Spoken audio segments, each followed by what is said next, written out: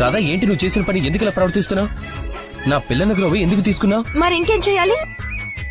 చాలా సమయం నుండి నేను నిన్ను వెతుకుతూనే ఉన్నాను. నాతో మాట్లాడాలని కూడా అనుకోవట్లేదు నువ్వు, కానీ ఇక్కడ నా సకులతో కూర్చొని పిల్లల గ్రోవి మోగిస్తున్నావా? మీ అందరూ ఇక్కడేం చేస్తున్నారు? మీ అందరికి ఎప్పటి నుండి పిల్లల గ్రోవి గాత్రం నచ్చడం మొదలైంది? ఏమైంది మీ అందరికి అసలు? మాకైతే ఎప్పుడూ ఇది ఇష్టమే, కానీ నువ్వే పట్టించుకోలేదు. ఒక్క క్షణంలో మారిపోయారు మీరందరూ. మారింది మేం కాదు, నువ్వు మారిపోయావు రాధా. అయితే ఈ పిల్లల గ్రోవి మీకోసం మోగించినప్పుడు నా కోసం ఎందుకు మోగించడు? మీ అందరితో స్వయంగా వచ్చి మిత్రత్వం చేసినప్పుడు నాతో ఎందుకు చేయడు?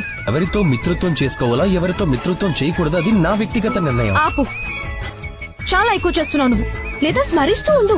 ఎప్పుడైతే నాతో మిత్రత్వం చేస్తావో అప్పుడే వాళ్ళందరితో మిత్రత్వం సంభవం అవుతుంది, లేదంటే లేదు.